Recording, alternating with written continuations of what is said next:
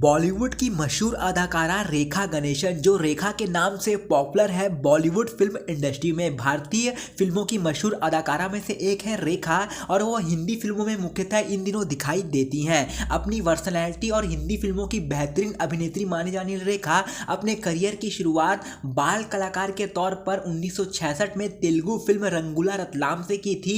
मुख्य अभिनेत्री के तौर पर उनका डेब्यू 4 साल बाद फिल्म सावन भादो से हुआ था। वे अपने लुक्स को लेकर हमेशा से चर्चा में रहती थी और 1970 आते आते तक वो अभिनेत्री के तौर पर काफी ज्यादा पॉपुलर हो गई हर इंडस्ट्री में, चाहे वो बॉलीवुड इंडस्ट्री हो, तेलुगु तमिल इंडस्ट्री हो या फिर कन्नड़ इंडस्ट्री हो। रेखा के चर्चे चारों तरफ हर गलियारों में उनकी अदाकारी और खूबसूरती के होने लगे थे। और आज के खास वीडियो में हम आपको रेखा की बायोग्राफी के बारे में बताने जा रहे हैं, उनकी आत्मकथा के बारे में बताने जा रहे हैं, उनके स्ट्रगल के दिनों के बारे में एक एक डिटेल बताने जा रहे हैं। लेकिन इससे पहले दोस्तों, अगर आप सभी फैंस ने हमारे यूट्यूब चैनल टेली टाइम्स को सब्सक्राइब नहीं किया है तो सबसे पहले टेली टाइम्स को सब्सक्राइब कर ले और बेल आइकन का बटन को प्रेस कर दे ताकि आप हमारे लेटेस्ट अपडेट के साथ बने रखें। रेखा ने अपने 40 सालों के फिल्मी करियर में लगभग 180 से ऊपर फिल्मों में काम किया है। अपने करियर के दौरान उन्होंने कई दमदार रोल निभाए हैं और कई मजबूत फीमेल किरदार से तो फैंस का दिल पूरी तरह से जीतने में कामयाब रही। इनके अलावा वो कई आर्ट फिल्मों में भी काम किया है। भारत के पेलन सीमा कहा जाता है।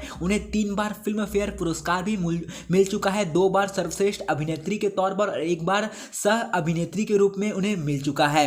उनकी फिल्मों की बात की जाए तो खूबसूरत, खून भरी मांग, खिलाड़ियों का खिलाड़ी जैसे फिल्में शामिल हैं। उमराव जान के लिए उन्हें सर्वश्रेष्ठ अभिनेत्री का राष्ट्र फिल्म फेयर अवार्ड भी मिल चुका है, राष्ट्र फिल्म पुरस्कार भी मिल चुका है। उनके करियर का ग्राफ कई बार नीचे भी गिरा लेकिन उन्होंने अपना को कई बार उभारा और स्टेटस को बरकरार रखने के लिए क्षमता से सभी का फैंस का दिल भी जीता। 2010 में उन्होंने भारत सरकार की ओर से पद्मश्री सम्मान से भी नवाजा जा चुका है।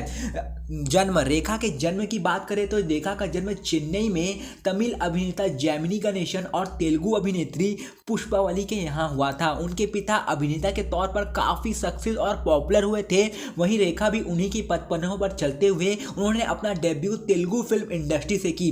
रेखा की मातृभाषा की बात की जाए तो दोस्तों वो तेलुगु हैं। वे हिंदी, तमिल और इंग्लिश में भी अच्छे से बोल लेती हैं और अपने दमदार अभिनय से फैंस का दिल काफ़ी अरसे से जीतते ही आ रही हैं आप सभी फैंस के बीच में। पढ़ाई, रेखा ने पढ़ाई पॉपुलर चल पार्क कॉन्वेंट चेन्नई के स्कूल से की थी। रेखा ने अभिनय के क्षेत्र में करियर बनाने के लिए पढ़ाई बीच में ही छोड़ दी थी। उनकी इस लाइन में आने की कोई व्यक्तिगत इच्छा तो नहीं थी लेकिन परिवार में आर्थिक समस्या होने की वजह से उन्होंने ये कदम उठाया था। फिल्मी करियर की बात की जाए तो हम आपको पहले ही बता चुके हैं दोस्तों, रेखा अपने बाल कलाकार के तौर पर तेलुगु फिल्म रंगूला रतलाम में दिखाई दी थी जिसमें उनका नाम बेबी भानुरखा बताया गया। 1969 में हीरोइन के रूप में उन्होंने सफल डेब्यू किया था और वो कन्नड़ फिल्म थी दोस्तों जिसमें उनके हीरो थे राजकुमार। उसी साल में उनकी पहली हिंदी फिल्म अनजाना सफर रिलीज हुई। इस फिल्म में एक किसिंग सीन के विवाद के चलते ये फिल्म रिलीज नहीं हो पाई थी उस दौर में। बाद में इस फिल्म को 2 शिकारी के नाम पर रिलीज किया गया था। उनका अभिनय से कोई इंटरेस्ट नहीं था लेकिन आर्थिक तंगी की वजह से उन्होंने इस इंडस्ट्री यानी कि बॉलीवुड इंडस्ट्री और तेलुगु इंडस्ट्री में आने का फैसला किया था।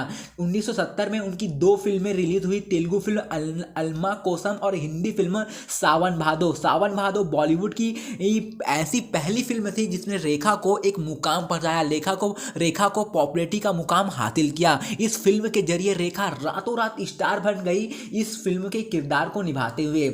उनकी पहली फिल्म जिसमें उनकी परफॉर्मेंस को सहारा गया वो थी अमिताभ बच्चन के साथ 2 अनजाने, जिसमें उन्होंने अमिताभ बच्चन की लालची बीवी का किरदार निभाया था और इस फिल्म को दर्शकों और आलोचकों की तरफ से बहुत ही अच्छा रिस्पांस मिला था दोस्तों। फिल्म घर में उनके करियर का टर्निंग पॉइंट रहा था। ऐसा बताया जाता है फिल्म घर के जरिए वो बॉलीवुड इंडस्ट्री में टॉप हीरोइन की लिस्ट में शुमार हो गई थी उस दौर में दोस्तों। और हम फिल्मी लाइन की बात करें तो उन्होंने एक से बढ़कर एक फिल्म दी है। अमिताभ बच्चन जी के साथ की जोड़ी को काफी ज्यादा पसंद किया जाता था। उसी साल आई फिल्म मुकद्दर का सिकंदर वे एक बार फिर से अमिताभ बच्चन के साथ दिखाई दी थी। ये फिल्म उस साल की सबसे बड़ी ब्लॉकबस्टर हिट रही थी। फिल्म रेखा उस समय सबसे सफल अभिनेत्रियों में भी शुमार हो गई थी।